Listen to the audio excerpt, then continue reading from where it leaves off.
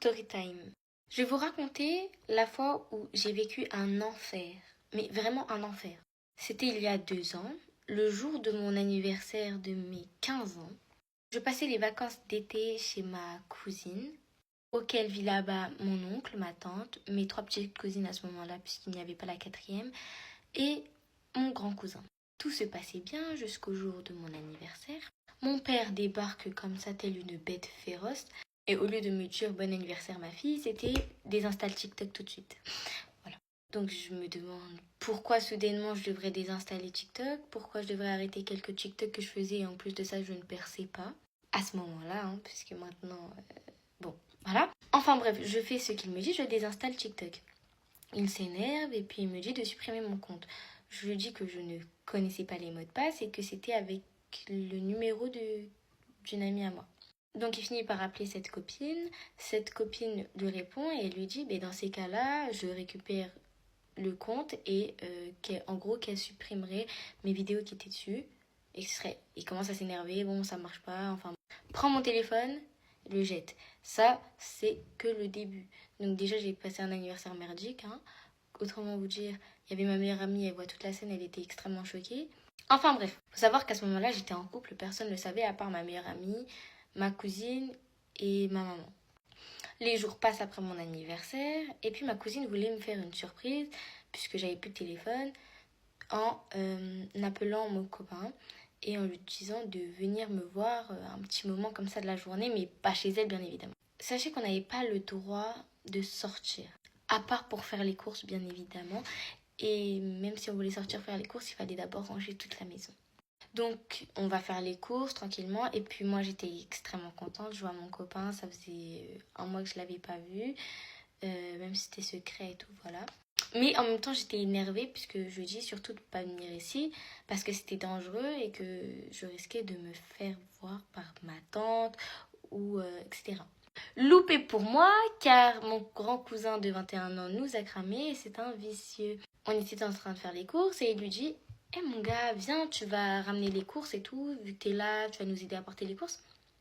Donc mon copain à ce moment-là s'est proposé et s'est dit ok, il n'y a pas de souci, je vais le faire. Moi je lui dis non, s'il te plaît, rentre chez toi parce que sinon c'est moi je vais avoir des problèmes. Il me dit mais non, tu vas rien avoir, pourquoi tu vas avoir des problèmes? Au pire tu dis que je suis ton amie et c'est tout. Je lui dis non, ça marche pas comme ça, ça marche pas comme ça. Mon cousin lui dit non mais t'inquiète et tout, non, bref tu connais, il voulait qu'il y ait des embrouilles. Il y en a eu des embrouilles à cause de cette histoire-là. Donc il finit par ramener les courses, on croise ma mamie, ma tante, il dit bonjour et tout, j'étais très gênée, ils me disent oui c'est qui lui en fait. Et donc je dis c'est mon ami, mais voilà, il est juste venu me voir pour me dire coucou, c'est tout, et après il repart. Bien évidemment, elle nous fixait pour savoir si on n'allait pas être proche ou pas. Bien évidemment, je restais bien à l'écart de lui. Comment vous dire qu'il était là, j'étais là. Pour vous dire, on ne restait pas du tout à côté tellement j'étais gênée et que je ne voulais pas éveiller les soupçons. Mon oncle finit par rentrer, il lui serre la pince, voilà. Et j'avais tellement peur parce que c'était un lundi et que mon père, d'habitude, le lundi, il passe toujours chez ma tante pour faire un petit coucou. Donc, je me suis dit, c'est là, il tombe nez à nez, j'étais cuite. Mais non, il est quand même rentré et puis ils se sont pas croisés, donc c'était pisse pour moi. Maintenant, ma tante vient me voir et me pose des questions. Elle me fait, t'es sûre que c'est ton amie? Tu sais que tu peux tout me dire, je suis ta tante et tout, je suis comme ta mère et tout. Non, les gars, ne dites jamais rien à vos tantes puisque c'est les plus grosses vicieuses. Donc je commence à lui dire non, t'inquiète, c'est juste un ami, il n'y a vraiment rien et tout. C'est juste un ami quoi, il n'y a vraiment rien de plus. Ça fait pas genre 1 an et demi qu'on est ensemble, mais voilà. Non. Puis, comme je vous ai dit, j'avais plus de téléphone et donc on se parlait par l'intermédiaire de ma cousine, de ma petite cousine. J'étais énervée contre lui, du coup je lui ai quand même envoyé un message, je lui ai dit voilà ma tante elle se pose des questions maintenant, c'est sûr que ça va retomber sur moi, il y aura un truc et tout. Je sentais le truc venir en fait. Donc du coup je lui avais plus du tout envoyé de message sur le téléphone de ma cousine ni rien. Et un soir, je dors et il avait envoyé un long pavé comme ça. Je n'étais pas au courant et je ne l'ai pas lu puisque c'est ma tante qui l'a lu devant mon père, ma mamie et mon oncle. Ma cousine me réveille du coup le matin à 6h pour me dire que oui, que sa maman lui a pris son téléphone et qu'elle a fait les conversations et que du coup elle est tombée sur le pavé qu'il m'avait envoyé. Le pavé stipulait que voilà, Tina, je t'aime, Tina, t'es reine de ma vie, je voulais pas t'aider. Enfin bref, en gros il s'est balancé comme quoi qu'il était venu et qu'il aurait jamais dû venir parce que du coup maintenant que sa tante allait se mettre... Bref, tout ce que je vous ai dit quoi, mais en rajoutant des mots doux et que comme quoi j'étais la femme du service. Bref, des mots comme ça que ma tante a lu devant mon père. Moi je commence à m'énerver en fait indirectement puisque je me dis mais déjà en fait c'est ma vie privée. Donc déjà enfin en fait le pire c'est que je ne pouvais rien dire puisque c'est sur le téléphone de sa fille. Ok bon bah voilà. Mais qu'elle juge mes relations sentimentales et tout ça, j'ai vraiment pas kiffé. Elle appelle mon père, bah elle lui dit oui tout ta fille elle est en couple, que nanani nanana, il s'envoie des messages d'amour comme quoi qu'ils s'aiment, nan, c'est quoi ça, nanana, bref, et c'était trop gênant quand je vous dis. Enfin bref, mon père il quitte le travail pour m'embrouiller. Quand je vous dis, il a vraiment quitté le travail pour m'embrouiller, me crier dessus et me dire oui, depuis quand t'as un copain, nanana nanana, donne-moi son numéro, je vais aller le frapper, bref. Il m'a insulté de PUTE, mais c'était pas la première fois qu'il m'insultait de PUTE, parce que la première fois que j'ai entendu ce mot-là sortir de sa bouche, j'avais seulement 7 ans. Voilà. Donc ça ne m'a pas fortement choquée, même si ce sont des propos qui choquent, surtout venant de son papa. Mais enfin bref. Et puis c'est là que l'enfer a vraiment commencé. Puisque vous connaissez les familles africaines, ça va de France jusqu'au bled. Il n'y a pas de... Voilà. Toute la famille au bled était au courant, toute la famille qu'on avait en France était au courant que oui, oh, Tina, c'était le nouveau scandale, Tina est en couple, Tina est en couple. Et je me suis pris un pressing, vous avez jamais vu ça. Je n'avais pas le droit d'adresser la parole à aucun membre de ma famille. J'avais plus de téléphone, interdiction de sortir, et la seule chose que je devais faire, c'était le ménage et me taire en fait.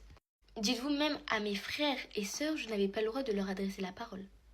Parce que ça disait non, on ne parle pas avec une PUTE, non, on ne parle pas avec une prostituée, non, on ne parle pas... Tout ça parce que j'étais en couple. Je n'avais pas le droit de manger avec eux, je mangeais toujours après eux, par terre. J'étais tout le temps en haut parce que je n'avais pas le droit de descendre, rester avec eux dans le même endroit que eux. Je n'avais ni le droit d'appeler ma maman pour lui dire ce qui se passait ou pas. Ah si, j'ai eu le droit de lui parler une seule fois pendant 2 minutes, même pas, et j'étais surveillée. Voilà, ils étaient tous comme ça. Donc j'étais en appel avec maman, aucune intimité. Et je devais dire, oui maman, ça va très bien, t'inquiète pas, alors que je pleurais exactement tous les soirs. Parce que j'étais privée de mon humanité en fait. Puis vient l'idée de mon oncle qui est, mais allons lui faire un test de virginité alors. Alors moi, je n'avais rien à cacher, il n'y a pas de souci, je dis ok. Mais quand j'ai réussi à appeler ma mère en cachette et je lui ai expliqué, ma mère lui a dit non. Ah non, tu dis non parce que même si tu n'as rien fait, tu n'as pas à leur prouver quoi que ce soit en fait. C'est ton intimité et tout ça. Voilà. Donc j'ai écouté bien évidemment ma maman et j'ai dit du coup quand ils m'ont dit ouais tout on va le faire tout ça, j'ai dit non. J'ai dit non. Et c'est là que je me suis révoltée que j'ai dit non, je le ferai pas. Et puis en fait le fait de dire non ça empirer les choses parce que du coup ça voulait dire que je cacherais quelque chose, que je ne voulais pas montrer à mon père que j'étais une fille sainte ou quelque chose d'autre, que ça aurait fait plaisir à mon père de savoir si je l'étais ou pas. Enfin bref, des trucs bizarres en fait qui ne regardaient qu'à moi et mon intimité. Bref, j'ai continué à me faire frapper, à me faire humilier, insulter devant tout le monde, enfin tout le monde dans la famille. Personne ne disait rien. Et quand j'ai réussi, on va dire, à sortir vite fait de la maison, j'ai été vite rattrapée et on m'a fait jurer de ne rien dire, de jurer sur Dieu, de ne rien dire à ce qui s'est passé à la police, parce que sinon, il m'arriverait beaucoup plus pire que ce que je vis là actuellement, ce que je vivais actuellement. J'étais bonne à me taire et à subir seulement, à être une esclave, c'est clairement ce qu'il disait, tu es une esclave et tu le seras. Tu n'as pas le droit de ci, tu ne reverras plus jamais ta maman. Et c'est pour cela que j'ai fugué. J'ai fugué et je suis retournée chez ma mère un soir à 3h du matin. Enfin bref. Mais juste avant ça, j'ai bien failli m'enlever la vie. Et c'est ma cousine qui m'a surpris et qui m'a arrêtée tout de suite. Et Dieu merci, il était avec moi. Et Dieu merci, ma cousine m'a interrompue parce que sinon je ne serais pas devant vous. Et quand mon oncle et ma tante et ma mamie ont appris ça, ils ont ri à mon nez. Voilà, ils ont dit elle est faible, nanana, ils se sont moqués de moi et que que de toute façon si je mourais, ça leur était égal. Voilà, je vous ai raconté ma petite histoire, j'espère que ça vous a plu, ça a duré 10 minutes parce que bon c'est un peu long, mais voilà. Sachez que si vous arrive quelque chose comme ça, ce n'est pas normal et qu'il faut en parler le plus vite possible, ok? Moi, c'est arrivé il y a 2 ans. Mais voilà. Bisous.